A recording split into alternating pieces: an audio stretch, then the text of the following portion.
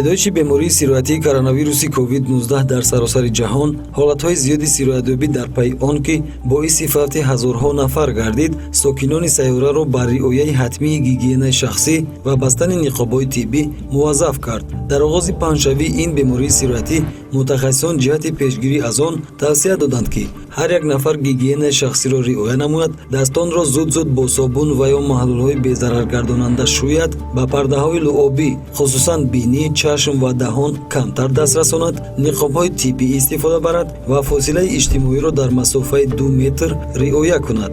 Ниқоби тиббӣ ин матои махсуси тамиз кардашудае мебошад ки барои пешгирии бемориҳои сироятӣ ки бо роҳҳои ҳавоқатрагӣ аз шахси бемор ба шахси солим мегузарад пешбинӣ мешавад. Ниқобҳо яккарота ва бисёркарота мешаванд. ҳар як ниқоб вобаста ба шакли сохт, тарзи истифодабарӣ дорад. ҳамакнун моро дар ин шабу рӯз аз ҳар вақт дида бештар зарур аст ки ҷиҳати ҳифзи солимии худ ва атрофиён аз ниқобҳои муҳофизатии тиббӣ, тавсияҳои табибон ҳатмӣ ва ба таври васеъ истифода намоем. Зеро айни ҳол ягона роҳи пешгирӣ аз бемориҳои сироятӣ ба гуфтаи табибон истифодаи ниқоб ва сироятнопазир кардани дастҳо мебошад.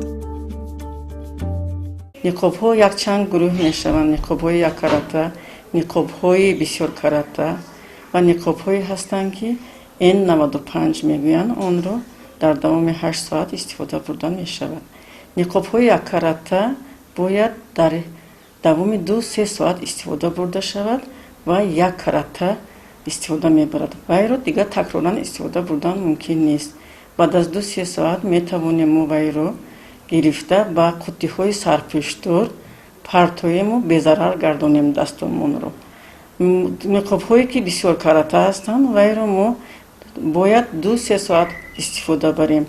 аммо агар ки даҳанамон намнок шуд, мо бояд тез вайро иваз карда намудар кор ва ба безарар гардонда метавонем бо собун шуста, газмол карда боз истифода бурданамо мумкин аст.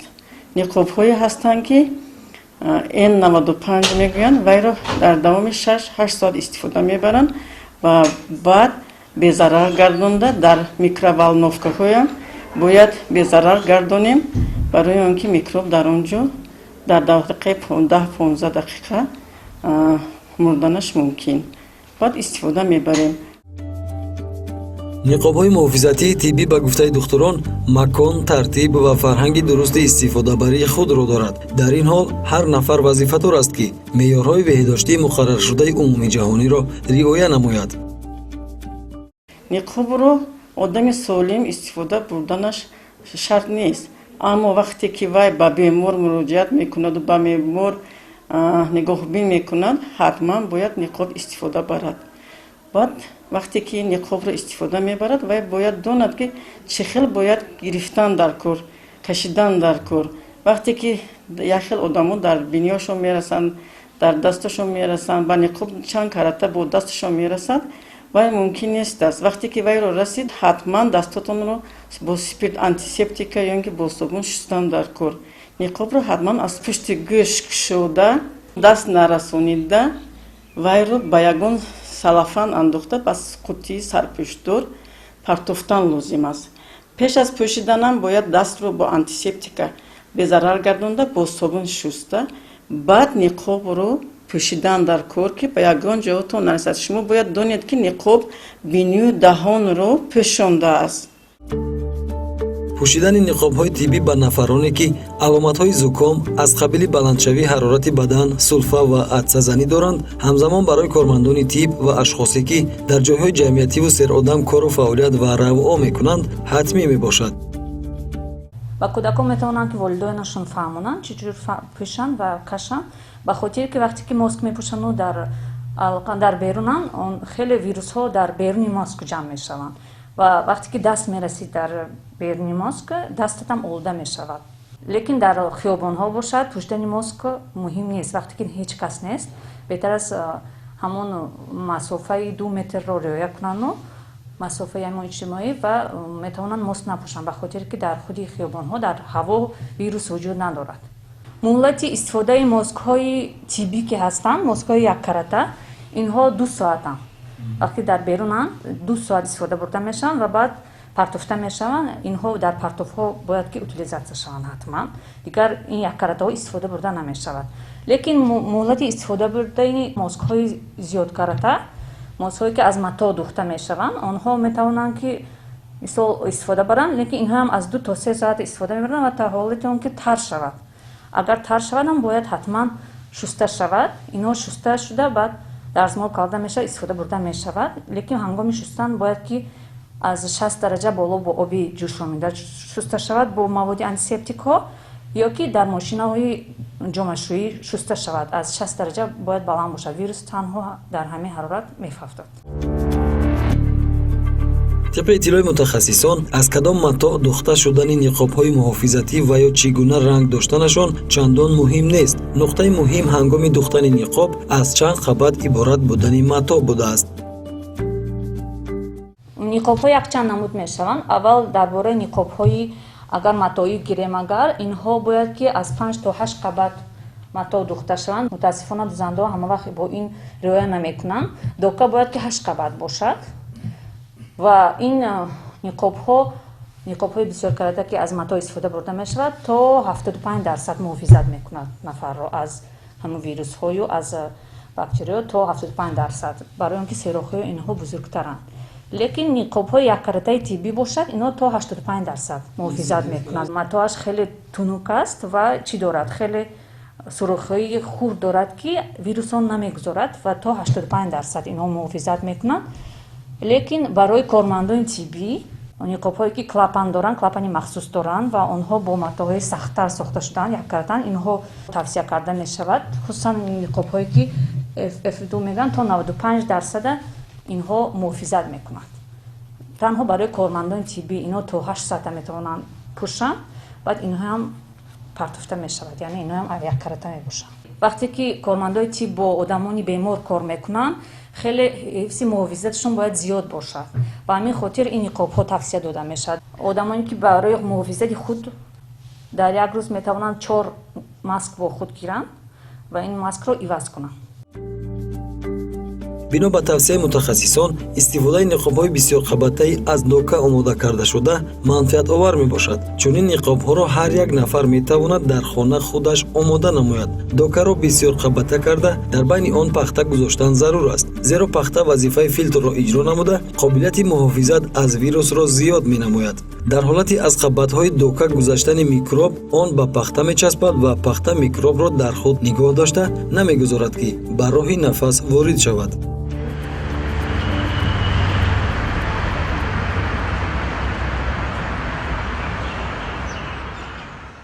ниқоб бояд аз 6 қабат доқа, 1 қабат пахта бояд тайёр шавад. ин ниқоби дуруст аст. ин ниқоби бисёркарата будан, инро мо метавонем 2-3 соат истифода барем. вақте ки намнок шуд, мо бояд инро алиш кунем, безарар гардонем, шӯем бо собун ва утук кунем. бо метавонем дар нурҳои офтоб ё ки бо газмол карда истифода барем. мана ин ниқоби яккарата буда дар давоми 4 соат истифода бурдан мумкин. фарқияте дар он аст ки ҳаво тоза кунад. инам бояд шумо дастатонро вақти пӯшидан нарасонда бо спирт аввал антисептика обработка карда, баъд бояд ба даҳону бинӣ аз пушти гӯш гузарондан дар кор аст. вақти кашиданам аз пушти гӯш ба пеш мегузаронед, дастатонро намерасонед. бояд дар ҳар як оила на камаш 10-15 то 20 донагӣ маскаи худашон тайёр кардагӣ бошад ки онҳо инро давом диҳанд. ҳама занҳо метавонанд аз дасташон ин кор мебиёд, худашон дар хона барои кӯдакошон, барои оилашон тайёр кунанд ва безарар гардонда истифода баранд.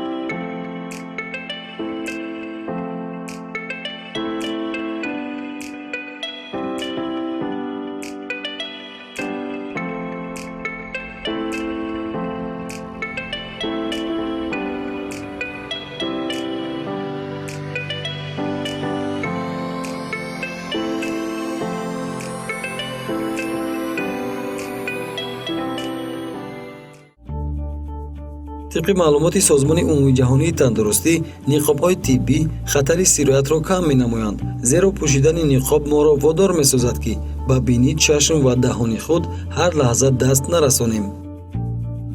بسیار شهروندان در وقتی مثلا یکی نفسشون میگیرند یا اینکه یگان جوشون میخورن یا یگان گپ زدن میخوان، نقاب رو پایان میفرورن، با بالا میبرورن. از روی قاعده به نقاب رسیدن در کار نیست و ممکن نیست. نقاب باید حتما بینی و دهان رو پوشیده شود و اگر بیمار نباشد، جاهایی که آدم نیست، نقاب پوشیدن شرط نیست. و در وقتی که هنگام راننده در ماشین باشد، در ماشین هیچ کس نباشد، نقاب حتمی نیست. اگر در راننده در ماشینشون آدم داشته باشد و از کجا میدانید که وی بیمار است یا نیست، حتما باید نقاب رو رعایت کند و آنتیسپتیک رو استفاده برد. باید گفت در گذشته نقاب و لباس‌های مخصوص طبی از خارج مملکت وارد می‌شد. حالا چنین مواد در کارخانه‌های صنعتی کشور با صفت بلند استحصال کرده می‌شود. با تاکید متخصصان، نقاب‌هایی که امروز در کارخانه‌های دوزندگی حدود جمهوری و از جمله در شهر دوشنبه استحصال می‌شوند، از نقاب‌های وارداتی کلاً فرق می‌کنند.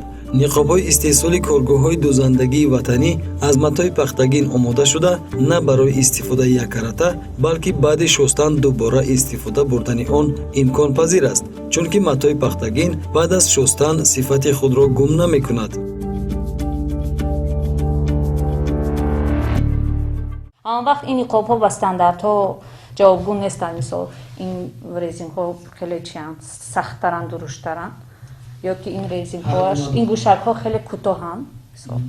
گوشک‌های کوتاه برای کودکان میتوانند توصیه شوند، لیکن برای کلانان باید که آزادتر باشد. گوشک‌های نقاب‌ها باید که آزاد باشند. اگر از متای رزینی دوخته شوند، خیلی آزادتر باشند که به همه اندازه‌ها موافق شود. خیلی خوب میشود که تا اون که گوش رو یعنی درد نتیاد و ناراحت نکند. هنگام خریدن اهمیتی هم که متاهاش از 5 تا 8 قبط باید باشد. بله، بهتر است. و باز همون گوشک ها که به اندازه خود موافق کرده، گوشک های همین نقاب ها را انتخاب کنم. متخصصان ساحه طب رعایت قاعده‌های استفاده درست اشیاء ضد ویروسی از جمله نقاب‌های محافظتی را حتمی می‌شمارند. هنگام پوشیدن نقاب شخص نخست باید باور حاصل کند که نقاب دهان و بینی او را پرره پوشانیده است. نقاب باید از قسمت بالای بینی تا پایان منح را پوشاند، اما نباید فراموش کرد که پوشیدن نقاب‌های محافظتی نفسگیری قشرهای آسیب پذیر جامعه را مشکل هم می‌کند.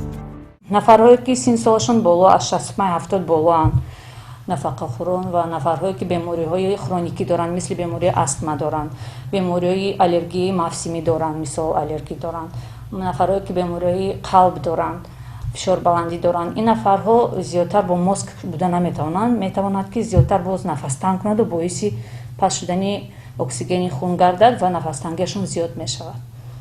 آنها بهترش خانه نشینی کنند و هوای تازه زیادتر نفس کشند و نقاب کم استفاده برند، بیرون نبرند و در رابطه باید نباشند.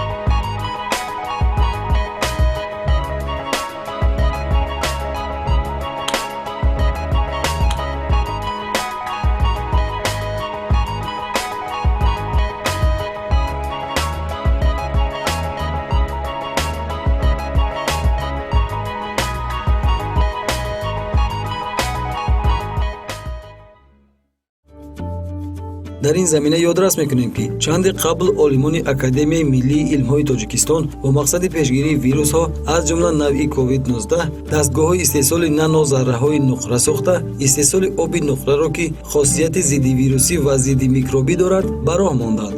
ионҳои нуқра хусусияти муҳофизаткунанда дошта бактерияҳои патогенӣ, вирусҳо, занбӯруғҳо ва дигар флораи патогенӣ ва зарароварро несту нобуд мекунанд.